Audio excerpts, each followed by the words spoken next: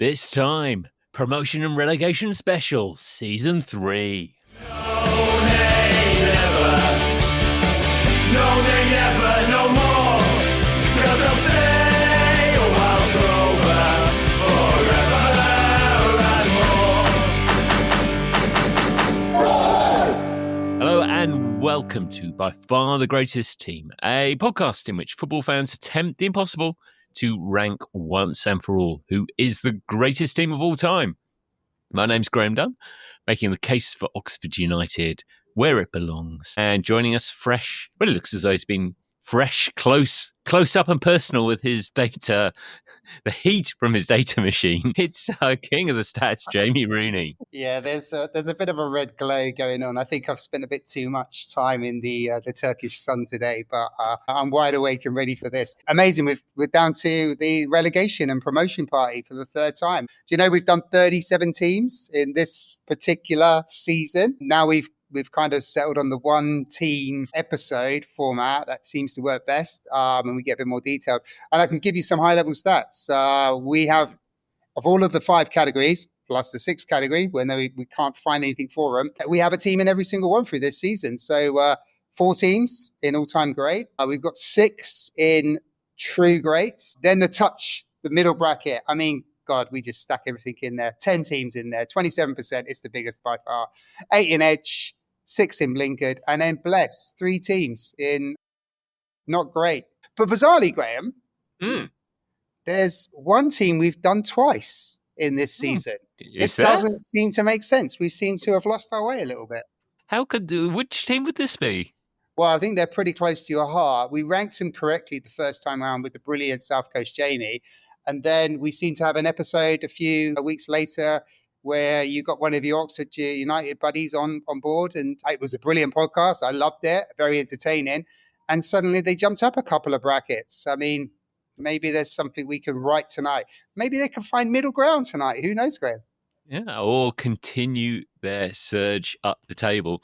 Ironically, I should obviously be plugging our podcast, but I have literally just been on the excellent You Are My Oxford pod talking about this very same team, where, I know you might find this difficult to believe, we debated between 3 great Oxford sides. Now, you might struggle to place which 3. I see one of our guests is looking eyes rolling at the idea of that. The answer you're forgetting, of course, there, Phil, is the 1995-96 promotion-winning side under no less than Dennis Smith's leadership for Oxford United, and also the brilliant 2015-2016 promotion-winning side. So, if you're kind of starting to feel like you're missing out on Oxford United, great teams of the time, hop over to the You Are My Oxford podcast for even more Oxford United.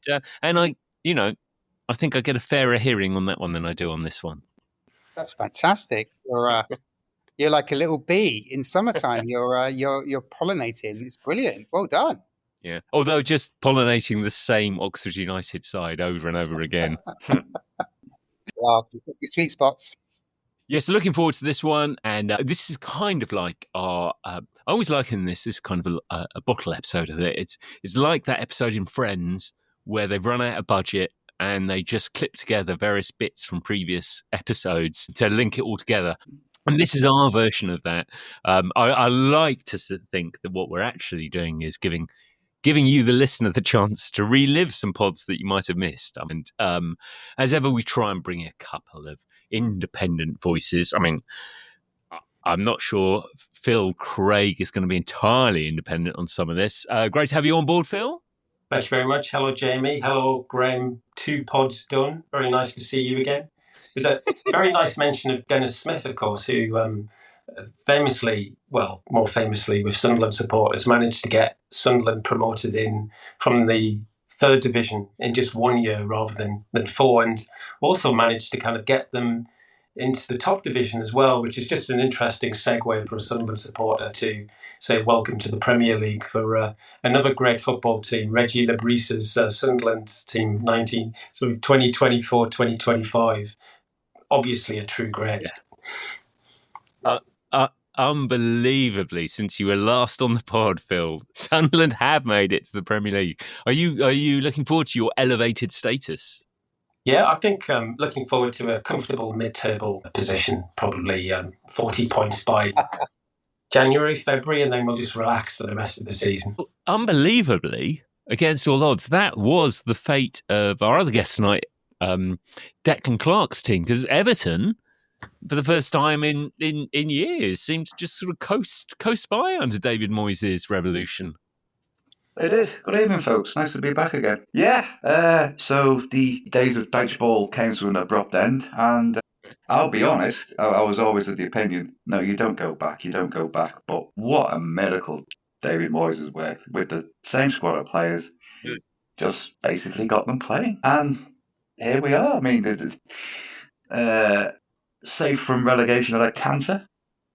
Mm-hmm. If you said to me at the beginning of the season that we're going to finish above Spurs and Manchester United, then I would have said, I would have been booking me tickets for like Champions League fixtures. Sadly, that's not the case, but it's going to be an interesting season next season, what with the new ground and all that comes with that. So, yeah, looking forward to it. Yeah, that is going to be something, isn't it? Away from Goodison Park for the first time. In some time, I was trying to think whether was David Moyes at West Ham when they left Upton Park.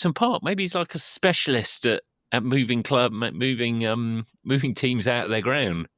Yeah, he was a specialist at getting Sunderland relegated. Yes, not his most successful spell. Excellent, Phil. Declan, thanks so much for joining us tonight. So the format tonight, we're going to sort of, unusually for us, we're going to be making this up as we go along. But I think the ambition really is we're going to go through a little reminder of the various teams and how we rank them. And Jamie will give us the teams in the various rankings. And we'll just pick out one or two of those teams and talk about them. And then the idea is at the end of the pod, each of us will have the opportunity to promote or relegate one team out of it. I, of course, will be the deciding factor, so I will play my joker card to promote back Oxford should anyone relegate them. It's a sort of a great opportunity to go through some of the sides. And unusually, Jamie, this series, we actually, because it has been pointed out that for a podcast called By Far the Greatest Team, we quite often focus on teams that aren't in the elite category. But we made a bit of an effort and we have found some teams we ranked right at the top. Yeah, we started season 3 with 8 teams in the top bracket, the all-time greatest team, and some pretty punchy teams in there. Everton, 1980s, Harry Kendall's team, Liverpool from the 80s, Brazil, Manchester United, Porto, some pretty tasty teams. And then we kind of went and found ourselves some teams from the past, mostly this time, that deserved their place. So 4 teams went into that top pool. So we grew the pool of all-time greats from 8 to 12 this season.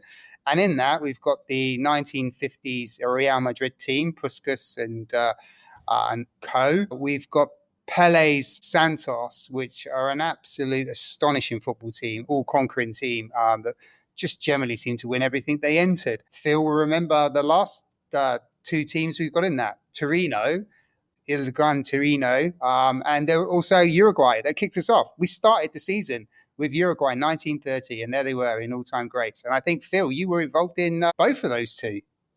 Yeah, that's right. Torino, fascinating team. It's kind of an amazing story, breaking the kind of the domination of some of the bigger Milan and Turin teams, but having that ability to be so dominant and play such attractive football. But of course, it all ends in a tragedy with the plane crash, which was completely avoidable. There were 1 or 2 chances for them to not get on that plane. It seemed quite an unnecessary journey, but they took it, and that was the end of that team, unfortunately. And Uruguay, I always knew that Uruguay were very special and were in the 1920s and 1930s. I knew about the World Cups, but didn't know about their performance in the Olympics as well. They just seemed to utterly dominate, having just gone into domestic football, really only taking off in the country from the turn of the century.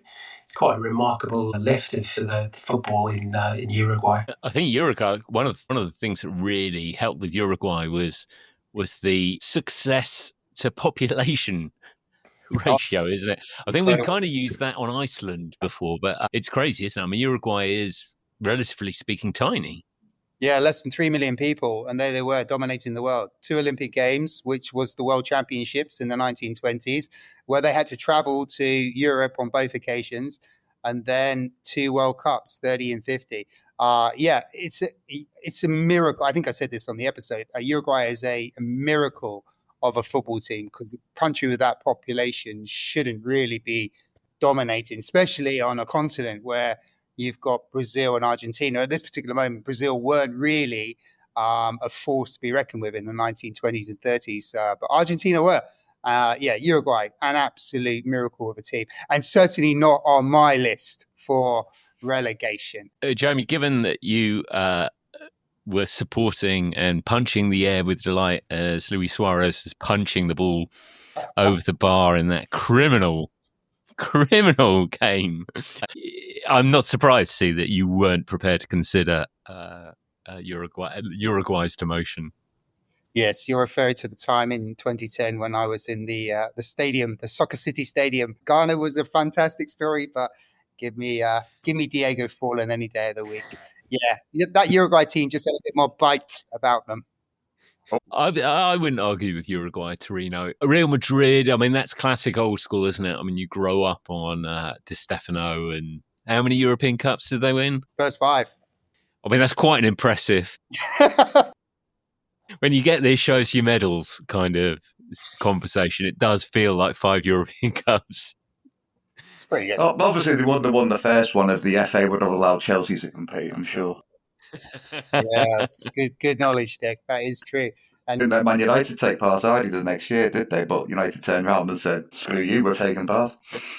yeah, I think Matt Busby had different ideas. I think he could see the future a bit more clearly than the English FA at that moment. That invitational approach is, it's despite what's good now is the way that football runs these days. That it's all done on merit, and you wouldn't, for example, find that the teams who were 16th and 17th in the league were playing off for the opportunity to appear in the Champions League. Technically, they're on merit. Of course. The only team in that top 4, I just wonder with Santos. I kind of. I mean, obviously having Pele is a huge advantage, but I mean, Jamie, does Santos really stack up? Yeah, I mean, they won everything. They won the state championships, the Paulista. They won the Brazilian championship, which just started at that particular moment. They won the Copa Libertadores, and then they chose not to play in it for a few seasons so they could go and tour the world and earn a lot of money, and they did that. And they also won the Club World Cup during that time. It was really a battle between the best of Europe versus the best of South America, and it was taken fairly serious from the continental Europeans. So when Santos squared up against Benfica, I think it was in one of the editions, they won that. So yeah, I kind of get where you're going. I would struggle to demote that Santos based on the facts of they're just they win everything, and you've also got one of the greatest players ever to grace the game playing for them for, I think he played for them for about 40 years, didn't he? I actually do remember after obviously his time. I think we're talking like the late 70s, early 80s. I think it must have been late 70s actually, because I remember reading it in Shoot. That Santos were on. They were doing this, as you just said. They were doing a world tour, and he had to cancel it because nobody wanted to play him. Obviously, they sort of lost their brand cachet by that point, and Pele having been, in the scrapbook of golden memories by that point. And yeah, nobody was interested in playing him. Do you know, Dec, that's a really good point, because it is, I mean, Pele is there until the early 70s, and then he finishes and then goes off to North America.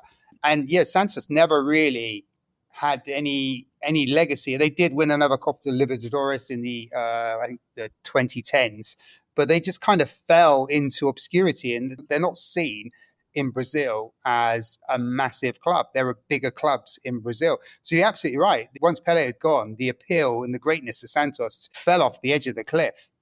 So let's head into the second category, true greats, because I think true greats it's a real bizarre mix there, an interesting mix. And There's one or two teams in here, I think, you can make cases probably in both directions. Jamie, who have we got in our true greats, which is our Yes, second great category? I will list them off in no particular order, although I think it's alphabetical. Austria, Benedict came on and joined us. Benedict was fantastic, and he flagged this great Austrian team from the 1930s with the incredible Sindelar, and spoke about the greatness of this football team and their rivalry with Italy and how close they came to winning a World Cup. We've got the Doncaster Belles, the women's team of the 1990s, where they won countless FA Cups and leagues when they were dominating women's football long before women's football was dominating for all the right reasons, our TVs now. A fantastic team and an unknown story that I would encourage everyone to go and find out if you don't know too much about the Doncaster Belles. An absolutely fantastic story. We had the wonderful Gus come on and talk us through his experience of living in Athens, the time when Greece, that summer of love, the Olympics, Greece win the Euros, Panathinaikos win the league. Gus is in heaven, absolutely loving it. 2004, the brilliant Mark came on and talked us through his experience of Ipswich Town. Bobby Robson's Ipswich, they won the UEFA Cup. And then we had the son of the great Davy Snedden, David Snedden, came on and talked us through Kilmarnock's one and only Scottish League Championship, the only time in the history of Scottish League Championships where neither Celtic or Rangers finished in the top four. Incredible. Sampdoria, the 1988-92, the wonderful team that Phil really brought to life with us. A beautiful, beautiful football team winning their one and only Scudetto. Yeah, they were true. It seems that quite fitting, but unfortunately, I think Sampdoria's fortunes have declined rapidly since then, and in fact, they've just in the last few weeks fallen into the third division for the first time. So better days. Yeah. It would be harsh to give them two relegations in the same month, wouldn't it? There's a lot of in those teams. There's quite a few. So Doncaster Belles are serial winners. I mean, they win a huge number of games and tournaments in that period. They're very dominant. Austria is a kind of dominant team of that period, even if they don't actually win the World Cups that happen at that stage. But what's interesting is a lot of those teams with Greece, Ipswich, Kilmarnock, Sampdoria, they're all, these are not quite one-offs. Well, in the case of Kilmarnock, definitely a one-off, but they are. These are teams achieving the unexpected, I guess. Yeah, I think I'm going to play the evil uncle here. I think I really am, and I'm God love him. I mean, Gossie's what a lovely fellow. Listen to that podcast. The emotion coming out of him, the passion, he brought that to life. But Greece, I'm gonna put my hand up and ask for a little bit of a demotion here. Now, I'm not going to take anything away from the achievement. It was a fantastic achievement. Probably the one of, if not the underdog stories. The absolutely epitome of the triumph of the underdog. You can't fault that. They had a tough route through the qualification, through the group stage of the finals of the tournament. They stacked everyone that stacked up against them. They beat, and hats off. Fantastic achievement, brilliant. And at the time, I was actually really, really pleased for them in a way, because the triumph of the underdog. But there's a couple of things that it's all a bit rose tinted, I think, and I think I'll give you a couple of reasons why. And I think I'll probably end up being the evil uncle here. I contend that they rode their luck through that tournament. I mean, Portugal, when they played their first game, obviously they were hosts. The pressure was on them. They had a lot of discord in their camp at that time. I think partly due to, I don't know what was going on with Scolari, but I think there was certain things going on with Deco, for example, because he's Brazilian, and there was a bit of, should he be here, should he not be here, and stuff like that. So there was a bit of discord going on. And in that first game, they, that whole team really, like Figo and Rui Costa and Pauletta, they just didn't turn up. for that. And they obviously underestimated the Greeks, even though they'd finished like top of their group in qualifications and finished above Spain. They just underestimated them, and they didn't really come out of the traps at all. And then even when Kalagouda scored, and they just let him run towards the goal really, and let fly. It didn't seem to spark him into any sort of life really. Then he brought Ronaldo on. Obviously, he's only 19 at the time. He gives away the penalty, that leads to the second. But I mean, I think he got horribly exposed by Jorge Andrade for that. I think because he had to make the last ditch tackle, and obviously he's a 19-year-old kid. He gets it horribly wrong. He's a forward as well. So later on in his career, he probably got away with it, but not at that point. And then they score, and then that actually wakes them up, and Ronaldo scores, but it's too late. Fantastic triumph. Then they played Spain, and Spain, I mean, they said to themselves it was the hardest game. Spain absolutely rattled them, and they should have been over the hills and far away, really. I mean, it was a fabulous goal from Castells. He said it was the one time he got away from Puyol all night. He got 2-3 meters on him and scored from it. So yeah, that was the hardest game, and that sort of, you think it at that point, yeah, they've done well here. You think even more so when the Russians absolutely tonk them. Yeah. They could have been 4, 5, 6 up easily, and then the Greeks score. But they managed to go through on there. I think it was its goal scored, wasn't it, Jamie? I think. Yes, it was. Yes, it is. It's goal scored. Yeah, they were 4. They scored 4 against 4. Spain were 2 against 2. So they went through over goal scored ahead of Spain. Yes. Thanks for my knowledge there. I appreciate that.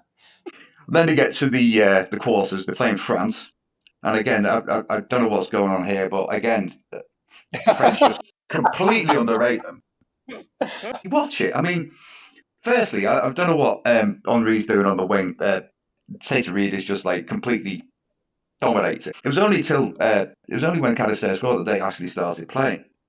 And actually, look at that goal. My God, who was on the wing? Was it who supplied the cross? Was it Karagounis or was it Zagorakis? I can't remember which one. It was Karagounis who's done it. And it's Zagorakis who's actually run for the near post because Castells was going for it, and Zagorakis shouts to him, "No, I'm going to go for that post." And you can see what happens. Like Thuram's marking Castells, and he goes, "Oh, I've got to go over there." So he just runs towards. I'm going to say Zagorakis. He just runs towards him, leaves Castells wide open, who scores, and really it basically.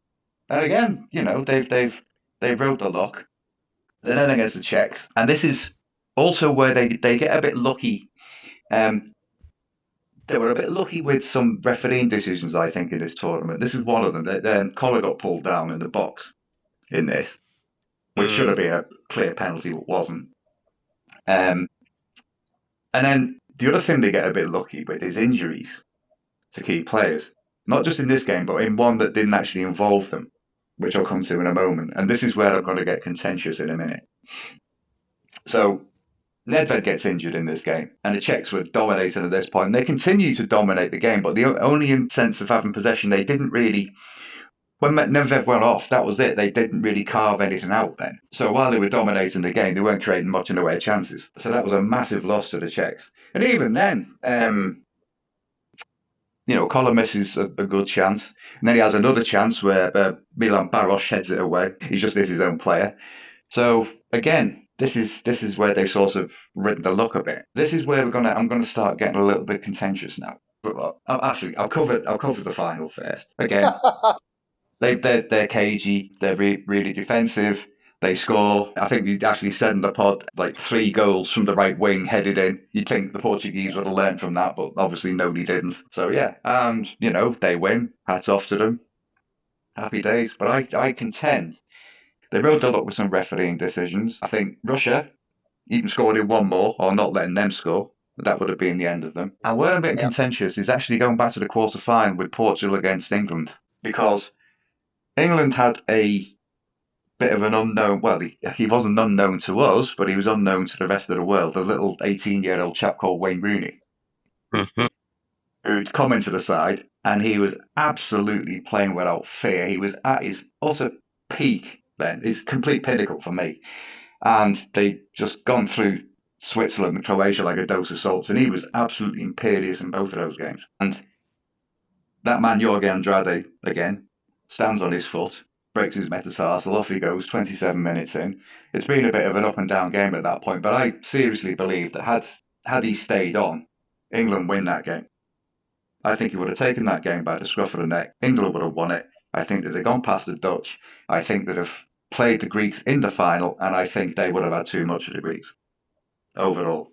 Because A, they wouldn't have taken them lightly, I don't think. B, they were quite a physical side as well, England. And obviously that you might say that the Greeks were playing English type football, I guess. And I think that would have suited England very, very well. So I'm going to contend that despite all the achievement, despite the ultimate underdog story, despite the wonder of it. Oh, the one thing I should mention, they gave their fans thrills and spills. The rest of us, I mean, some of the games was treat for insomniacs half the time. So I'm going to contend, but not decrying their achievement at all, because it's a fantastic underdog story. I think they should go in a tier below where they are. So I'm sort of with you, other than that England would have beaten them. No one else is beating them. No one else is able to go work out their system. So even with a firing Wayne Rooney, I'm not sure. But yeah, there's certainly. It's definitely a true great achievement. Whether they are a true great side is definitely yeah, precisely. I can remember that European Championships, and it wasn't the greatest. It certainly wasn't the greatest European Championships, the most exciting. Oh, no. You've had odds on better European Championships, that's true. But I've always had a soft spot, one for an underdog, because that team definitely didn't have the technical ability of many of their opponents, particularly France and Portugal, or the Czech Republic and the genius of Nedved and things like that. But I've always had a bit of a soft spot for teams that are ultra organised, and particularly defensively. I've always had a soft spot for a team with big centre-backs who get stuck in and tackle. And that are also kind of really hard to break down. It probably tells you something about some of the teams that I've watched over the years. Well, you'd think I'd be the same, wouldn't you? But maybe it's because I'm jaded by that I actually want to see some excitement. Or maybe it's the joy. I don't know. I thought they were pretty opportunistic, but very good on set pieces and counter attacks. And I think you might call that the Ballard 124th minute joy of a set piece that works out after many that didn't. There's something in that. That underdog. I mean, I think you pulled it out in the pod really well. They did play to their strengths. They did have weaknesses, but they did minimise those weaknesses, and they exploited opponent errors as well. And that's something else I'd forgotten about in the ride their luck business. They're the only team that went through on a silver goal ever. Yeah, that's a thing of beauty, isn't it? Silver goal. The inadvertent silver goal. Or inadvertently a golden goal, as it turned out. I mean, yeah, how lucky were they that rule was in place for that tournament? And they score 2 seconds from the end of the first half of extra time. And the guy never scores again. Okay, yeah. I mean, the silver goal. We talked about that with Gus on the podcast. I mean, it's an incredible opus there. It really was. I mean, fair play. You've come into this episode very well prepared. I think for balance, I think even Gus came into the episode where we did Greece 2004. I think it was a touch, and then maybe my giddiness talked him into Peru. I still stand by. I mean, Dec's argument is very compelling. I kind of regret not having Gus on this episode. I think that would be way more fun. Oh, that would have been a bum fight. No, honestly, on the episode, I mean, he really emoted it very well. It really was an excellent episode, and it really did take me back. I remember watching the final. As I said, I was sort of pleased with Greece, but I was sort of flitting it out, between the TV and the kitchen because what was going on. And I think luck is a really interesting commodity or thing in football, isn't it? I think you've touched on it, Dave. I think you have to create your own luck. There's a brilliant quote. I love it from The Invincibles, the film, where the lady that makes the suits for the Invincibles family says, luck favors the prepared. And I believe that. I mean, I absolutely believe that. I think you can't control everything in a football tournament, but you can control where you are in that football tournament and be prepared for any eventuality. And I think Rehogle gets the team set up for that. I'm going to stick with how I ranked him at the night 3, but Deck makes a very, very compelling argument. And not that I want to speak for Gus, and I look forward to talking about this, Graham, when we start season 4, and Gus will absolutely be with us to get his view on Deck's argument, because he's a very level-headed individual, and I think he will see reason in what Deck has given us here. No, I think he did. Anyone else in that true great category doesn't fit? Yeah, I mean, I had a soft spot at Ipswich Town in 1982 because it was one of my first ever games I saw Sunderland play at Roker Park, and we played against Ipswich Town. And to this day, probably along with Everton, actually, in 1985, one of the best, probably the handful of best teams I've ever seen play in my life. So at least a true great in Ipswich Town. Yeah, they were fantastic. And Mark Horrocks was fantastic talking us through. I mean, who lived next door to the Robsons as well, which was just incredible. I was going into this, as I looked at the list, I was thinking, do you know, we should, I think Ipswich deserve true great because they are, you know, they were so good. Then I forgot that they didn't actually win the league. In my mind, they won the league. They didn't. They won. Actually, all they won was a cup and the UEFA Cup. Well, bring them down. Take them down. They were very good. They were unlucky. And they had Eric Gates. But also, Graham, it's one of those teams that has success over a sustained period. It's not glorious success every season, but it's over a sustained period. And that's the genius of Robson, what he's built there with a provincial football team. Deck has said he's playing the evil uncle. I mean, Deck, I'm playing the evil uncle as well. Graham, I need to talk about Kilmarnock. I loved Kilmarnock episode. You know, David was amazing, and he showed us his dad's shirt collection. But the issue I had with this coming away from it, and I loved this episode, and I loved this football team, and you know, it was one of the teams that we picked out in the early days. Like, this is where we want to do this thing because of these teams, and then we found the absolute perfect individual to bring colour and shape and form to this amazing team. But they win one championship and they have no legacy. I'm not saying I want to demote Kilmarnock, but what I want to do is put it on the table so when we get to the end of this episode and we're looking at where we need to make a decision, I think Kilmarnock should be in there. Am I being harsh, Graham? I mean, I was very excited with that Kilmarnock story, and if you don't know that story, I can't urge you enough to give that a listen and check out the stories. The footage, they're incredible comeback. They have this unbelievable comeback from 4 down, aren't they? They score 5 times to beat Eintracht Frankfurt. Yep. They win the title on goal ratio. I mean, it's the same sort of thing. It's the same thing as Greece, really. I mean, fundamentally.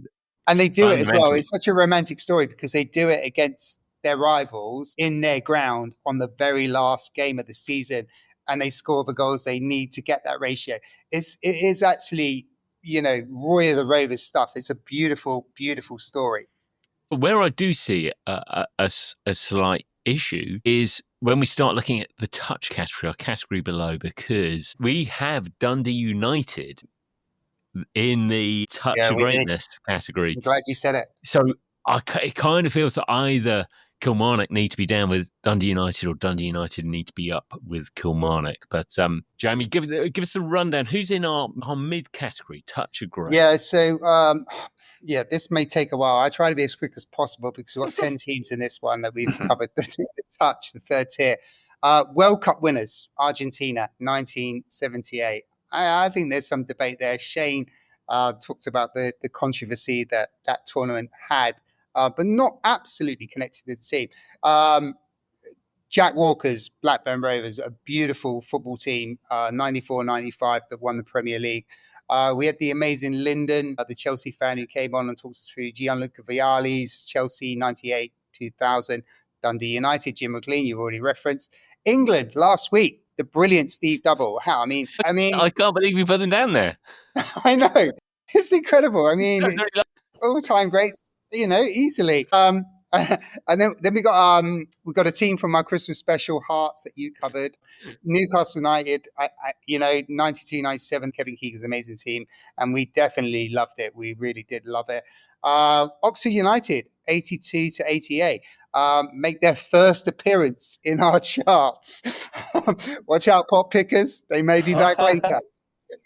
Then we had Panathinaikos 70-71, Gus again bringing life to this amazing team that played in green, that got to the European Cup finals at Wembley and lost out to the incredible Ajax. And then we got, everyone's favourite team from this period, QPR 75, who were league champions for 10 days until Liverpool played their final game and won, and they were no longer league champions.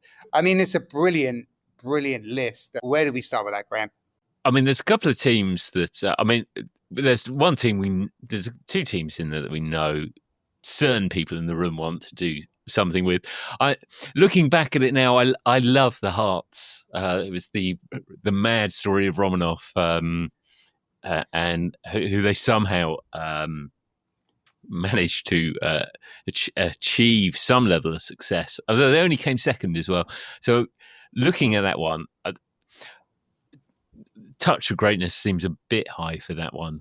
But the ones that really are initially standing out for me, I definitely think Dundee United, 82-87. And I think, again, if we're putting Ipswich in true greats for finishing second, I know they won a couple of cups, but is there a case that QPR, because they were real stylish, that 75-76 QPR side, is there a case for them moving up? Well, the difference is Ipswich won stuff. Yeah. They didn't win the league, but they won the FA Cup and they won, which one was it, UEFA? Yeah, that's right. Yeah. So, obviously they belong where they do, I think, for that achievement and for the consistency in the league. They were a good side. So many good players in there, like Walkman and Eric Gates, as we mentioned. Teddy Butcher was there, wasn't he, I believe? Yeah. Absolutely classic side. I think so. The one I'd probably make the case for is I think Jim McLean's Dundee United. I think their achievement in winning the Scottish Premier League and winning in Europe, it's really and it's Dundee United. It's a period of it comes from nowhere, really. I tend to agree with that. If you put Ipswich in that bracket, then I think Dundee need to go in that bracket too. They've won in Europe with scant resources. Graham, I can't remember where Stefan was on this. Obviously, we finished in touch, but was Stefan in touch when we did this episode, or was he pushing for True? I can't remember. I think he was. Yeah, I think we must have dragged him. I think maybe we dragged it down. I think Stefan would have, because he remembered this side quite fondly, really. Yeah. Under United, I think we do make that a strong case for it. So I think I'm leaning towards that one. There's a couple of other teams I want to look at, and I think Phil would like to look at, and we'll maybe do that. Just to give Phil a chance to get his ducks in a row, we'll maybe do that after the break. Hi, Graham here. As you can tell, we are about to wrap up our third season of by far the greatest team podcast. We'd love to hear from you if you've got any suggested teams that you'd like us to cover, or even would like to appear on and make the case for and argue with myself and Jamie on why they're great as well. You can contact us at our socials. I'm at Said and Done on Twitter and Blue Sky and a few other bits. What about you, Jamie? Yes, I am Couch Pundito, and I am also on Twitter and Blue Sky. And we do have our Instagram account, which will be sharing our videos over the summer as well, with some of the bits that we've done in the past.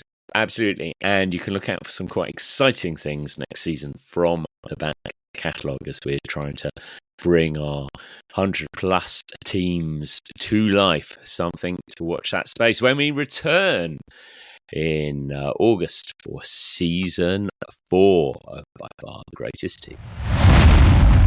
Okay, so welcome back. We are doing our promotion and relegation special where we're looking back at some of the teams you've talked about across this podcast. We're in our third, halfway through our third category. We're slap bang in the middle. And Phil, I don't know were you drawn to any teams that were listed in that we'd ranked as toucher greats?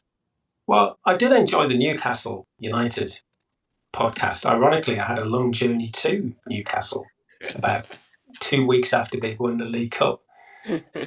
But to be honest, when you do that with football teams, like you said about Newcastle United, and when you do things like describing them having a touch of greatness, I have kept really quiet. But I'll tell you something, Graham and Jamie, you went down in my estimation when you said that. Resorting to comparing Newcastle United with Blackburn Rovers winning the Premier League for the first time since 1914, a Chelsea team that won the FA Cup, League Cup and Cup Winners' Cup, or even Oxford United, who at least won the Milk Cup. But I'll tell you, and I'll tell anybody else now, if you're listening, Newcastle might have played some fancy football, and David Ginola might have had lovely hair.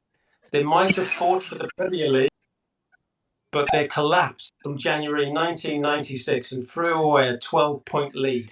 And I'll tell you honestly, Sunderland supporters loved it. Oh, no further questions, Your Honour. Point. No further questions, Your Honour. That is genius. They won nothing. Absolute genius. They won nothing. They didn't win a thing. They just collapsed. They fell like a pack of cards. You know? I mean, yeah, if you're comparing us against Blackburn as well, who obviously, as you said, won the league for the first time in God knows how long, and, you know, they were doing really well about that time. I did that pod, I think, and we ranked them on such a great list there just because of their lack of continued legacy, I think, as it turned out. And, you know, what happened subsequently. You know, you can't put that in the same bracket as Newcastle, who just basically caved in at the last minute. When I look at the teams now in this category, this is a really strong argument. My only saving grace is that QPR is in that group as well, who also pretty much sit in the same bracket as Newcastle. They never won anything, but they were incredibly entertaining. So maybe it's fair on that basis. Well, but yeah. we have got World Cup winners Argentina in this bracket, which we seem to be comfortable with, bizarrely. Listen, no one's perfect. Who hasn't lent on a military junta to help achieve your football aim? It kind of helps, doesn't it? I don't think the players were complicit in that, though. We have to say the players. I don't think were complicit in that. That is true. It's an absolutely fantastic story. That World Cup, that '78 World Cup, and everything about it, I just love. And I think we pitched that story as the ultimate battle between good and evil because Holland was so kind of glorious at that time. Total football, the orange kits, it had everything going for them. That was a funny time, that one. Let's have a look at our edge of great, our fourth tier. These are the teams who kind of fall below the line in our arguments. And Jamie, you've got a few nestled in that category. We have, and just before I go through them, I hope you're taking notes of the ones that we're going to be reviewing at the end of this to promote and relegate, because I've not been doing that. Well, what we're all agreed is that Oxford United 82 sit perfectly happy there. No one's raised any objections. It's too late to revisit.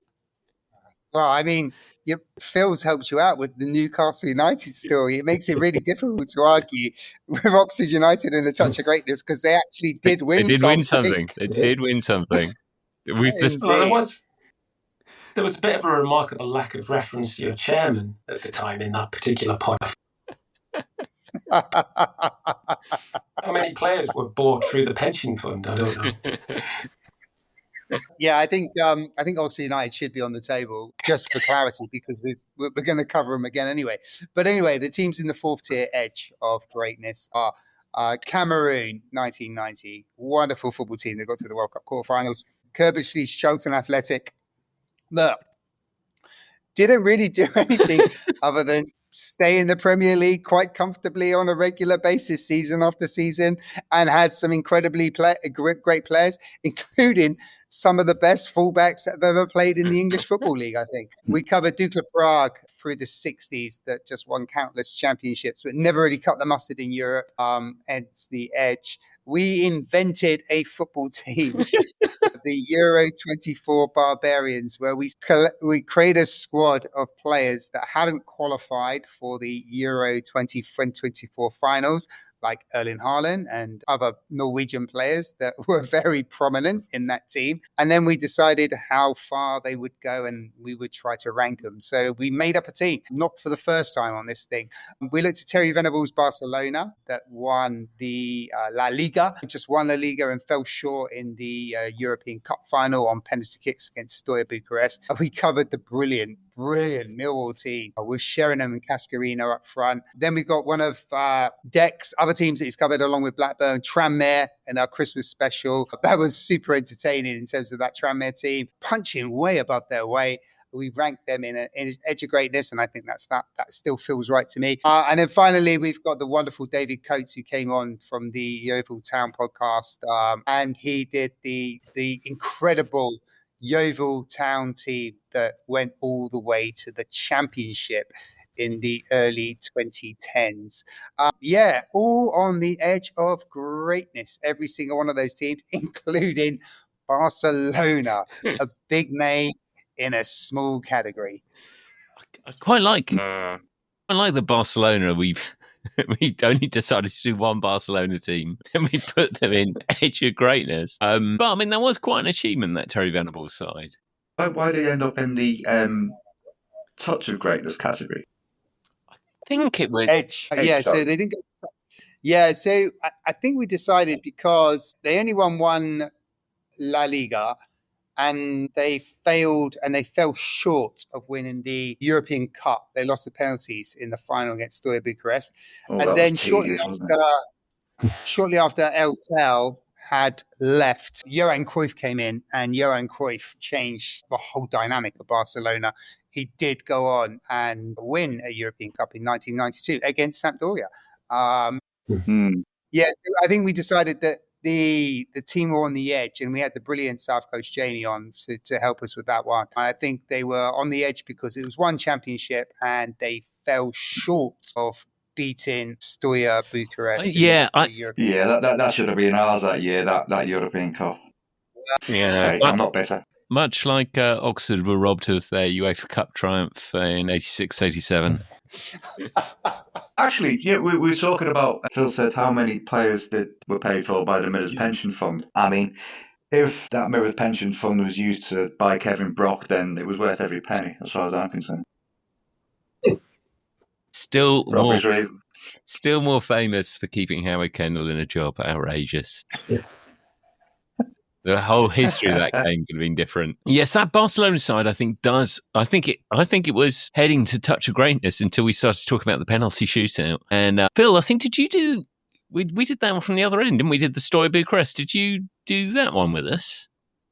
I'm not sure if I did, but I must be attracted to very dour teams. That is possibly the most dour game of football I might have ever seen, where just Steaua Bucharest, to their huge credit in some ways, just mitigated everything that Barcelona could throw at them. And it was very clear they were going for extra time and penalties all the way. And then, of course, by the time you get there, hats off to them.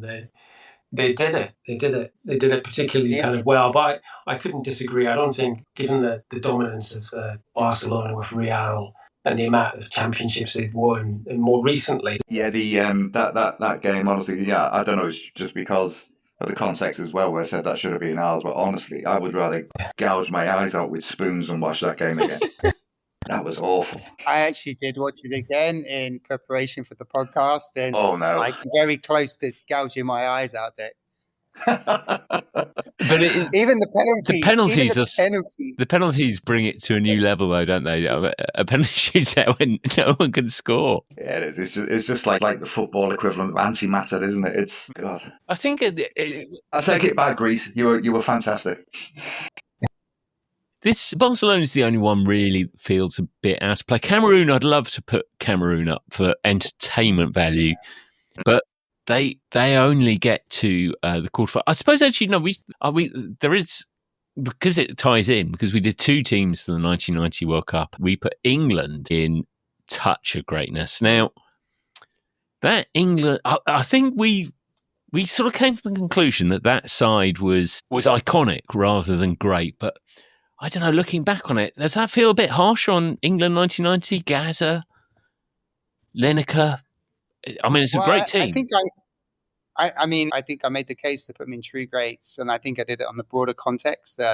It changed football. It really did change football. That England team changed football, not them directly, but we drew a line under the history of hooligans, and we started a new phase of glory English football. The Premier League was born. But what we did also counter with that is that the English national team didn't have the same legacy as the country.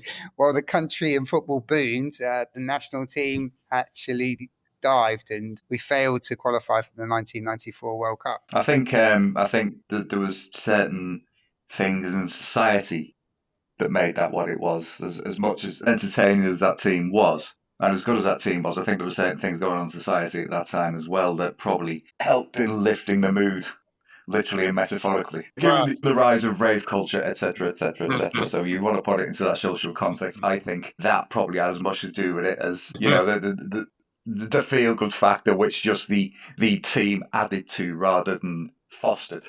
Phil, what about you? What's your sort of memories of that England side? I think Gascoigne. I think it was Gascoigne was at a peak form. He just seemed to be a player who, at that point in his career, before perhaps he lost his way, went fishing and got injured, that he could do anything and everything. There were times he looked like a barnstorming centre forward, but he could be utterly creative in the middle of the park and spread the ball around and break things up as well. He played. We probably haven't seen anybody kind of quite like that. And that was the kind of the free-spirited kind of Gascoigne at the time, up to, of course, the semi-final, the tears and everything else. What was fascinating, Steve Double was our guest on that, and he was covering Italian 90 with the press pack. It was essentially there on Hooligan Watch, and then the whole story kind of changes as England actually, it transforms in front of him. But it's the same thing. It almost goes back to Jamie happily watching Suarez punched the ball over the bar, not realising that the rest of the world now has a new public enemy. Steve was at that game, and obviously he doesn't see any of the Gascoigne crying bit. You know, that is like a TV moment, isn't it? And it's fascinating how your experience, oddly, being at the game sometimes is, you know, on the one hand it's better, on the one hand, on the other you kind of miss out a little bit on some of those nuances, and it's a very different experience. Yeah, and there was the shot. It's that famous shot of Gascoigne. He's trying to stop the tears, isn't it? And then to his credit, Gary Lineker, the shot of Gary Lineker looking kind of thing, oh no. He understands how much it meant to him as well. So it was pretty iconic. Remember, just after that, he put a tackle in on the left-hand touchline. Can't remember who he tackled, but he were in a big sliding tackle, big hit, and he jumped up and he's like waving his fist and shouting to the crowd and everything. So he's obviously brought himself back. He's like, right, I've had me minute now. Come on, I'm gonna, we're gonna win this. He was a talent, and he was fantastic. It's sort of, I think it probably now. It's weird having talked it through again. I'm back in touch of greatness, because it is even just the Gascoigne story. This is where he touches greatness. But because of what happens to him afterwards, because of the injuries, all sorts of things, he never really fulfills that. So maybe touch is right. I don't know. Okay. Well, one to think about. We should. I think the rest of that category feels pretty good. Now, there's clearly one side that is in the wrong place here when we get to category 5. Our blinkered greats. Actually, there's two sort of obviously weird ones. So I agree. So Jamie, you can maybe take us through this. Yeah, so Blinkered Greats.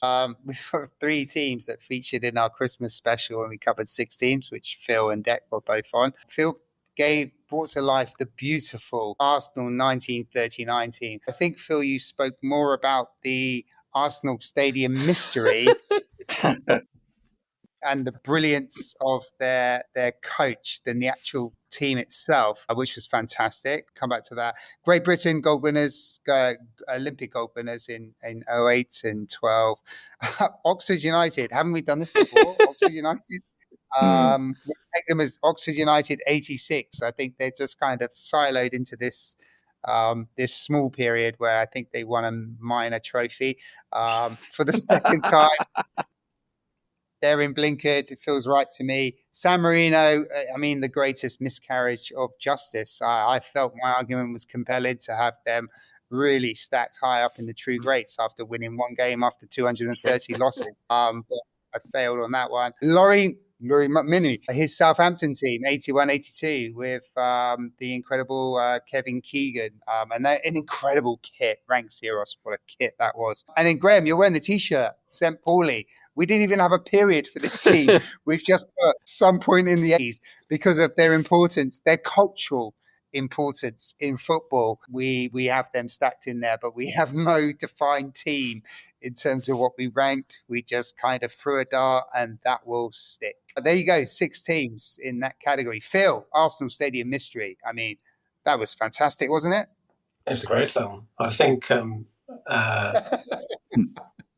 this is the first, this is the first movie ever to be kind of written around football and to star the key players, and particularly the manager of the time of Arsenal. And it was a fantastic movie. I do feel that maybe in emphasising the movie and the movie not being kind of quite as appreciated by others, I might have lost the nuance of Arsenal actually winning 3 league championships in a row. So it does seem a little bit on the harsh side to kind of stick them all the way down there with San Marino, to be honest, in Blinkered. I think they could certainly be a bit higher up. The one regret I do have actually on that episode, had I known, because I went for Tramit, had I known you were going to do the Arsenal Stadium mystery, I would have done full Chester United from Viz. Oh. Who I'm sure will, next time you have me on, I will do full Chester United from Viz, because obviously they are true greats. Jack, hold that. I like to think we're going to have another Christmas special in December, so hold that thought. Oh yes. Yeah, the Arsenal 1939, the sort of the challenge is it's almost more insulting to only move them up one category. They need a sort. They're definitely a top 2. So I almost wonder if we just have to keep that line drawn under that Arsenal 39. Either we do it in installments each year. We move them up again until we get them up there. But I think we need to revisit the Herbert Chapman part of that story. I think we'll line that one up for season 4, because I think, as you say, Phil, the extra harsh thing is that we've sort of ranked them down in 5th place on the Arsenal Stadium mystery, but actually it's not even that bad a film. It's a good film, very good film. Yeah, it's tense. There's a murder. There's a mystery. The mystery is resolved. It's brilliant. That's what it says on the tin. Yeah, but just to point out for anyone who hasn't seen it that the film was released in 1939, and the actual winners of the league in that year were some team from Merseyside who playing blue. I've got like an absolute wave of deja vu going through me right now. I'm sure I've heard this before. I may have mentioned that on the actual episode. Yes. You could do incredible things with AI in the edit. It will just automatically, you just point Everton at them and it will just delete all references. Graham, do we have to address the elephant in the room? Oxford United, you're in there twice. It feels like it just feels wrong. I think South Coast Jamie did a brilliant job first time round. As a reminder, South Coast Jamie wanted another category to put them down into. He wasn't even happy with Blinkered Greats. Yes, so it obviously a bit like this is almost like a kind of Doctor Who element where we've got 2 dimensions, one team occupying the same space-time continuum, and that does feel as though that's unsustainable. That maybe we need to find some common ground. And if only there was a category in between Lincoln greats and Thatcher greats. Sadly, I can't think of one. So maybe there is no resolution. I think we're on the edge of something there. Southampton, I got outvoted on Southampton. I suspect I'd get outvoted again tonight because my gut feeling is that Phil's feelings towards Laurie McMenemy aren't as favourable as mine. But I love that Southampton side. Phil, would you have any interest in moving to Southampton? Kevin Keegan, Peter Shilton, the amazing Laurie kit? McMenemy? No. My first 2 season ticket years at Sunderland were in 1985 and 1986, both Laurie McMenemy years in which we dive-bombed into the old third division under McMenemy, who looked completely lost in the whole process. And then how he was ever that successful with Southampton is utterly beyond me, to be honest. It's just, he must have had some very good coaches around him, that's all I can say. God rest his soul. I'd keep him there just for those Barbican ads he did. He was ahead of his time. It's great, man. No, it bloody wasn't, you liar. No, it wasn't. Barbican was awful. It was really, really bad. Before alcoholic beer was actually a thing. It was, it wasn't something you'd ever want to drink, let alone advertise. Well, also, looking back on this, and I know there's a risk that we might be diving too far down this rabbit hole, but who thought Laurie McMenemy was going to be the ideal poster child for this to advertise that? I mean, it's really quite strange. Was he the voice of reason at the time? Did he ever got done for drink driving? There's something nagging in my head that suggested he might have done, which is bizarre, but I don't know. That would make sense. Don't quote me on that. Possibly not, but probably most football managers did at that point. But I'm just now watching the Laurie McMenemy Barbican. Away. No, it's great, man. It is. Sorry, Phil. Enjoy life. Enjoy Barbican. Did you enjoy life? I'll go free lager. Did you enjoy life under Laurie McMenemy at Sunderland, Phil? No. It was terrible. Really, really bad. It was really because there was such high hopes. We'd just been relegated, having lost the Milk Cup that year, and there was high hopes. He was kind of coming in, big reputation from Southampton, great success. Well, slightly less parochial than, well, no, we're not that. We're still quite parochial. We put to one side the fact he was self-evidently more from Newcastle than Sunderland. From the very, very beginning, I think we lost our first 5 games under McMenemy and then didn't recover. And he just bought player after player who were just utterly past their best.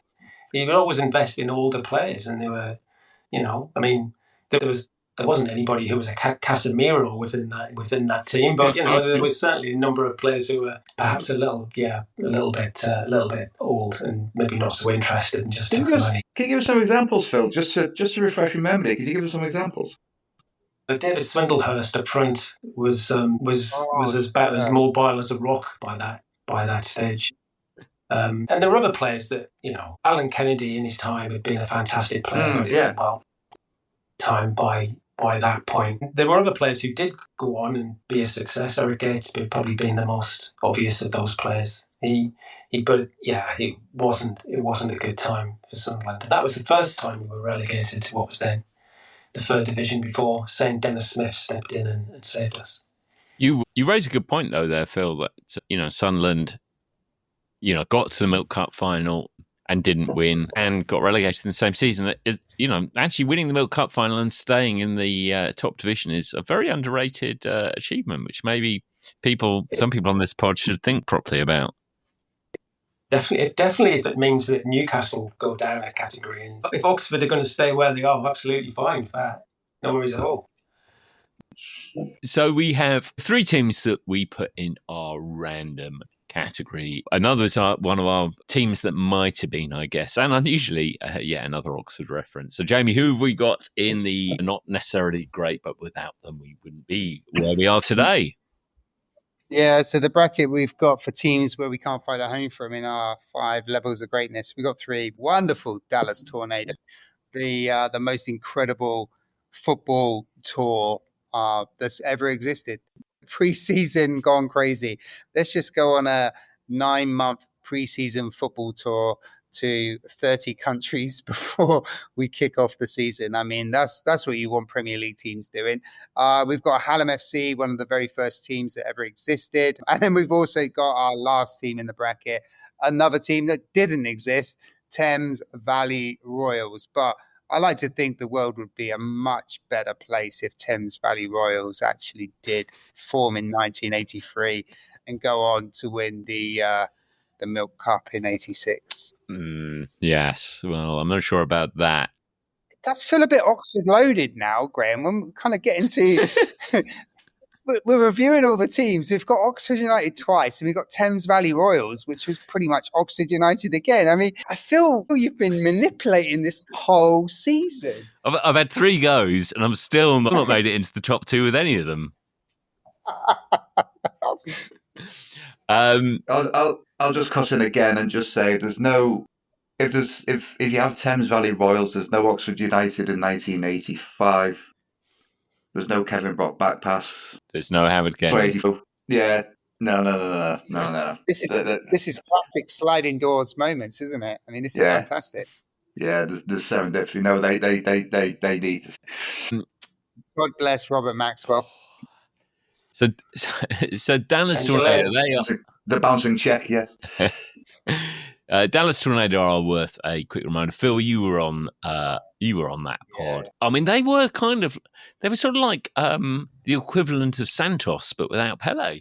Kind of, yeah. Maybe not in technical ability. Gotta admit, it was a little bit harsh on them because they are responsible for the longest tour, and I guess we should call it soccer history. Yes, pretty remarkable. I mean, an incident after incident, including 2 games in Vietnam at the height of the Vietnam War. But my favourite story out of all of them, there was many stories there, wasn't there, across the piece, was the one about whereas Gran Torino caught their plane, the Tornado missed their plane. They were due 1967, I think it was, to fly from Athens to Nicosia. Lonica, I think it was. So, yeah. Yeah, there you go. And then, fortunately for them, missed their flight, a flight that was actually blown up by tourists in midair as part of an assassination attempt on the Greek Cypriot general, Grievous, not through Star Wars, but George Grievous instead. So that was one of many, along with visa issues, getting stranded in the Bengali jungle, the riots when they were travelling from Sri Lanka via Calcutta, crowd trouble in Singapore. The irony was that by the time they got to Saigon, actually, it was pretty okay, at least at that point. Although 2 weeks later there was the Tet Offensive, so maybe they should count their lucky stars. But unfortunately, they as a preparation, I guess, and this is why it's where they are. Even though I think it's a bit harsh, that their preparation for what was then the inaugural North American Soccer League didn't quite pay off, did it? Because I think in 32 games they lost 26, which isn't good. Let this be a lesson to the Man Uniteds of this world flying out to Kuala Lumpur and wherever else, that maybe 3 months of globetrotting isn't the ideal preparation of a season. I say this with Oxford United reportedly heading out to Indonesia for a pre-season tour, so we're heading down that route as well. So there you go. Everything links together, as Jamie was saying. Yes, we should get to a bit of decision time. So we've been through all the teams. And I should point out as a reminder, obviously, all these teams are, and I could wax lyrical about them. We've had some great pods across the thing, but you could access all of these in our podcast timeline from the previous year. And we've got about, how many teams have we got? Have we done now, Jamie? We are over 100. We've done 105 teams. So we have a top 100 and across 90 episodes, I think. So we're close to 100 episodes. Just this season, we've had 8 new guests on as well, which is incredible. And we've got our firm established guests as well that come on a regular basis in the sense of Deck and Phil and South Coast Jamie and Stu. So we've done 100, so 104, and it would only be right, I guess, if we do correct the flaw in the space-time continuum. So I will start us off and I will do the decent thing, and I think we should merge Oxford United into one category. So I will both promote and relegate Oxford at the same time. I will put Oxford in edge of greatness. Feels wrong though. I'm just doing it for symmetry. I'd I take know. it. I appreciate it. Yeah. I didn't see this coming. I'm lost for words. I don't know what to do now. But there is one I thing you feel could do, Jamie. You could promote them back up. That's what a decent friend would do. Yeah, have you got one? So, Dec, your early positioning was probably that Greece were going to be taken down a category. Is that still your thinking? Do you know what? I'm gonna concede. I am going to concede that maybe my rationale is flawed. So I'm happy to leave them where they are. I am also happy. I will be happy to promote Dundee United based on what we discussed. And by the same token, I would be very happy to relegate Newcastle. Well, so I'll get a different set of hate mail now. Phil, where do you think you might be going with this? Oh, you've got in touch of greatness across all of the podcasts you've ever done. You've got some great teams in touch of greatness. You probably should be higher up. So you've got, I don't know, take for example, Sunderland winning the FA Cup in 1973, the greatest cup final and the greatest example of a challenger beating a team that were never expected, an underdog story, just fantastic. You've even got West Auckland. They won the World Cup twice in touch of greatness. And somehow Newcastle find themselves within that, whose trophy cabinet is, as far as I can tell, completely bare. So, how can it be? Edge, perhaps, but Blinkett, more likely. Newcastle and Edge. So I think we got a good set so far. Dec, I am grateful for you promoting Dundee United. That's one I would concur with as well. So Dundee United up, Oxford up and down, Newcastle down. Jamie, the last call goes to you. Yeah, I'll send a message to Simon and apologise. You know what? I came into this and I made it clear with Kilmarnock I felt uncomfortable. But now we've gone through this, which is brilliant, and Dec has promoted Dundee United, which I think is the absolute right thing to do, and that's where I was leaning towards. It kind of takes the pain that I was suffering from thinking I needed to relegate Kilmarnock, because now I don't feel I need to, because Dundee United are in true greats along with Kilmarnock, and I think that fits firmly. I think I'm going to do the thing that came into my head soon as you made a ranking, Graham. I'm going to promote your combined Oxford United team back into touch, because as much as I love to keep you down, I feel winning something. And it's a beautiful team and it's a beautiful kit, as we talked about. And it was also a great episode. I think it would be a shame. And maybe next season, I might look past all of the season 4 teams and just for shits and giggles, demote Oxford United. It's kind of like that thing where people give people the same Christmas present each year. Excellent. That is brilliant. Thank you so much, Phil. Thank you so much, Dec.